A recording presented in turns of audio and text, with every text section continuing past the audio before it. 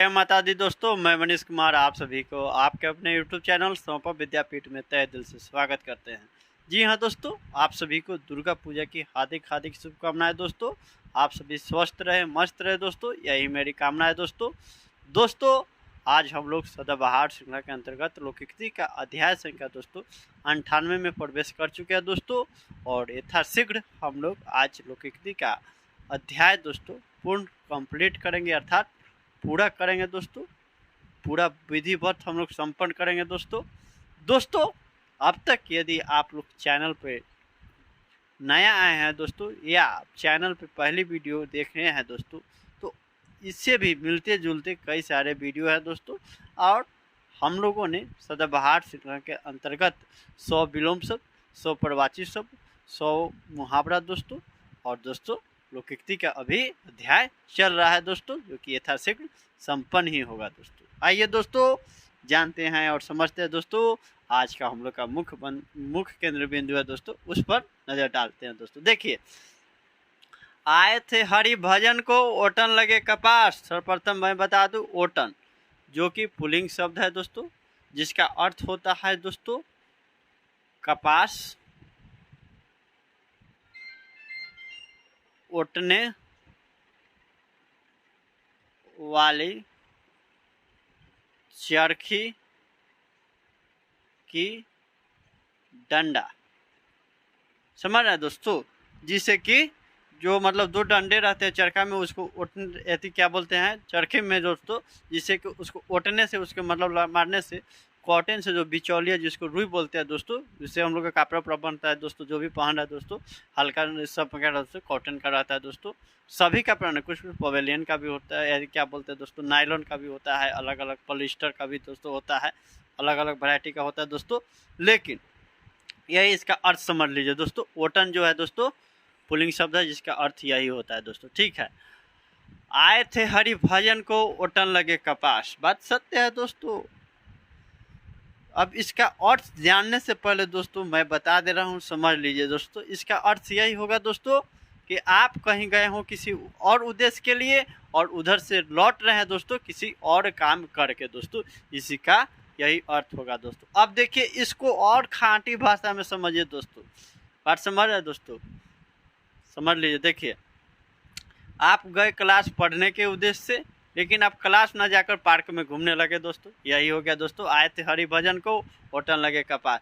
या ये भी नहीं समझ में आया दोस्तों, ये भी देख लीजिए दोस्तों। गांव से बच्चे शहर की तरफ रुख करते हैं, या कोई व्यक्ति दोस्तों, तो वहाँ पर गांव में से शहर की तरफ रुख करने का एक ही उद्देश्य रहता है दोस्तों।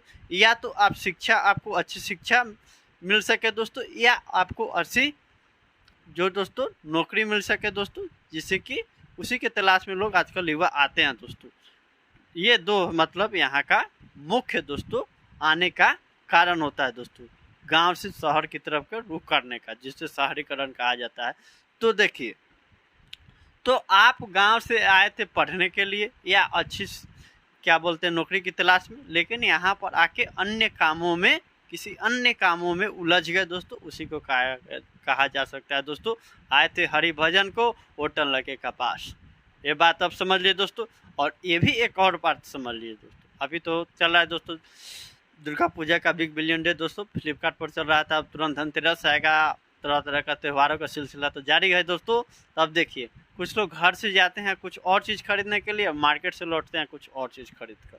बात समझ रहा है दोस्तों, घर से निकले 4 व्हीलर खरीदने के लिए, और उधर से दोस्तों 2 व्हीलर खरीद कर लौटे। समझ रहे हैं दोस्तों, तो वही हुआ दोस्तों। क्या जो मुख्य उद्देश्य था दोस्तों, उसको आप लोग नज़रअंदाज कर दिए दोस्तों, और दूसरे कामों में लग गए। इसी को कहा जाता है आए थे हरि भजन को ओटन लगे कपास। समझ रहे दोस्तों, या आप शहर में आए थे पढ़ने के लिए, या आप आए थे IAS की तैयारी करने के लिए, और शहर से लौट रहे दोस्तों चपरासी बनकर। ये भी हो सकता है दोस्तों कि आए थे हरि भजन को ओटन लगे कपास। तो दोस्तों इसका अर्थ जब समझिए दोस्तों, वास्तविक अर्थ पर हम लोग समझते हैं दोस्तों। देखिए, किसी कार्य विशेष की उपेक्षा कर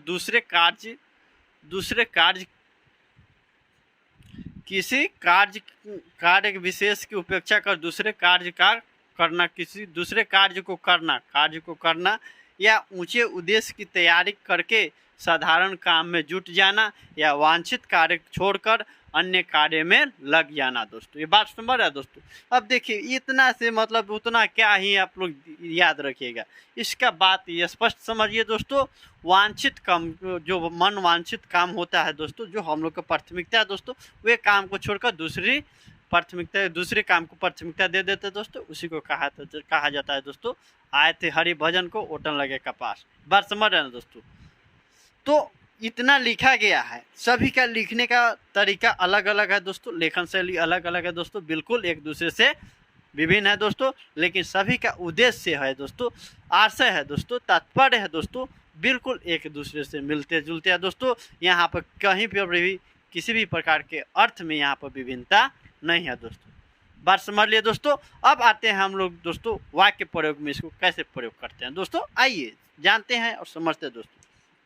देखिए रामू शहर गया था पढ़ने और वहां जाकर अपराधी बन गया। क्या दोस्तों, रामू बिल्कुल आए थे हरि भजन को ओटन लगे कपास। कहावते चरितार्थ कर दिया, कहावते को चरितार्थ कर दिया दोस्तों, कर दिया। या रामू शहर गया था पढ़ने और वहां जाकर अपराधी बन गया। रामू बन गया दोस्तों, बिल्कुल सत्य ही कहा गया है, आए थे हरि भजन को ओटन लगे कपास। कई तरह से आप लोग वाक्य निर्माण कर सकते हैं दोस्तों। और दोस्तों एक बार इसका स्क्रीनशॉट ले ले दोस्तों, और इससे मिलते जुलते वाक्य निर्माण कर ले रहे दोस्तों, तो आपके अंदर जितने भी संशय रहेंगे दोस्तों, लगभग 80 से 90% दोस्तों आपका यहीं खत्म हो जाएगा दोस्तों। ये बात समझ रहे हैं दोस्तों। तो एक बार इसका स्क्रीनशॉट ले ले दोस्तों।